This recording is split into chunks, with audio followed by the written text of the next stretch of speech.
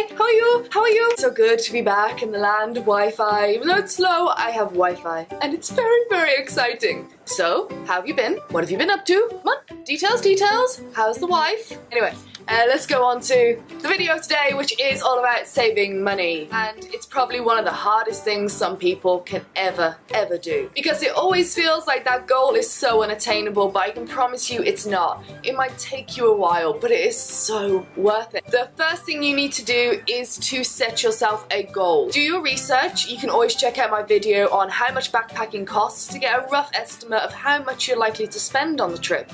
Then you have the big number. Add a few hundred on for unseen expenses, etc. and that is your target. One of the good things with modern technology and online banking is that you may be able to set up a target in a savings account online. So you go online and it shows you on a little bar how much progress you've made, how much money you've put in your savings account. The second thing you're going to want to do is take how much you earn per week or per month. Say per month. It's much easier. Take out your rent and your bills and any payments that are mandatory. Then you see what you've got left to play with. Now this is a big piece of advice. Don't just shove it all into your travel savings. Sorry, my bad. Don't just put it all to travel, because the one big mistake people make, and I've made it myself, is to live to travel. And that's not right. Every day you are living, you're on this journey, and it's awesome, no matter where you are in the world. Travel is just an added bonus. So don't put 100% of that excess money into an account and then just lead a very boring life for the next year. No, give yourself something to play with that you can go out with, that you can treat yourself with. So which brings us on to number 3. Once you have decided how much you can put away from your job, then set up a standing order to go directly from your current account into your savings account. That way you don't have to look at it, you just know it's gone straight in there. But your job might not be able to give you enough income and you will get itchy feet and you will just want to go and save money quicker. So here are some other little tips. Get yourself a jar, preferably bigger than this, but it's all I could find, I'm sorry. Cut a lid thing in hole. Cut a hole in the lid like a little slut. And then, which I haven't done because it's not my jar. I'm just using it for illustration purposes. And then every day you come back, if you can financially do this, empty your purse, just the coins, into the jar every day. It is a great way. It will not save enough money for a round the world trip, but it will give you a little extra to go with.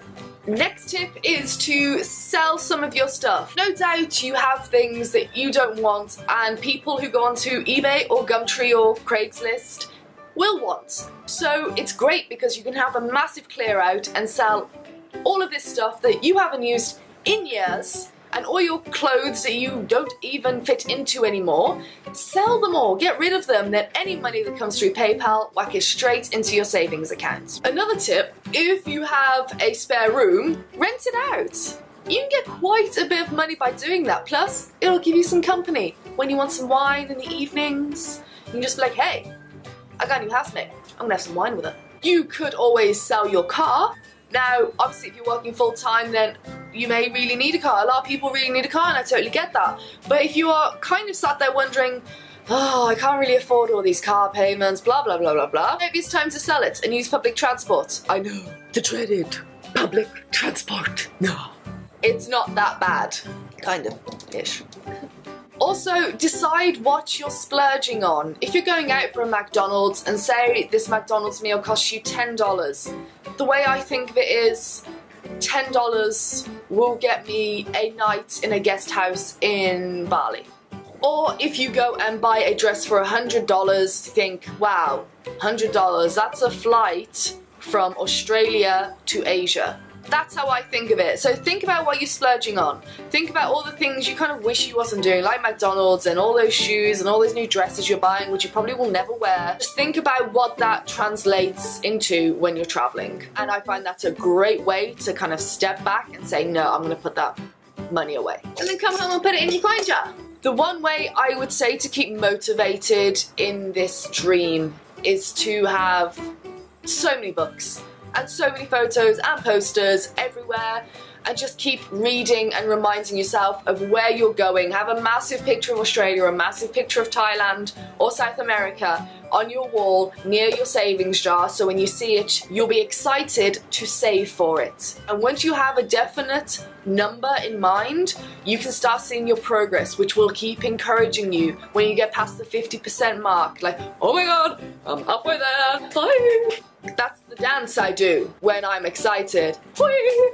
If you are still at school, then see if you are able to get a part-time job. That's how I had to do it. I had to save for all my trips with little part-time jobs and literally save. But I still had fun whilst I was saving. I still gave myself some money to treat myself if I needed new clothes and if I wanted to go out for a meal with the girls. I could do that, and that is so important. And it kind of annoys me when I read websites and they recommend you do 50 different things, which is renting your room out, taking your car off you, taking away all your fun with friends, don't go out, stay in all the time. And I'm sorry, but yes, that'll be a great way to save money because you won't be spending any, but that's not living. And come on people, we're all here to live, so make sure you balance it out. So once you've sold loads of stuff, worked your ass into the ground for a few months or a few years, whatever it takes, whatever your financial situation is,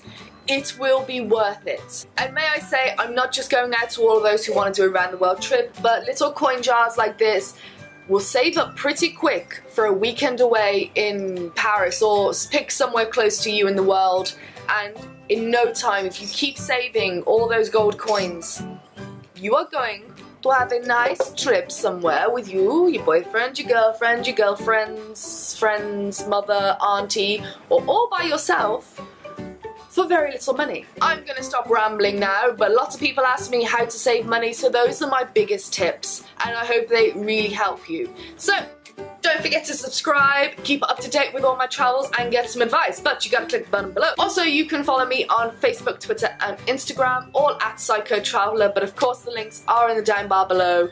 And if you've made it to the end of the video, thank you so much for watching, and I'm going to give you a little secret for staying till the end of the video. I'm going to Bali at the end of October.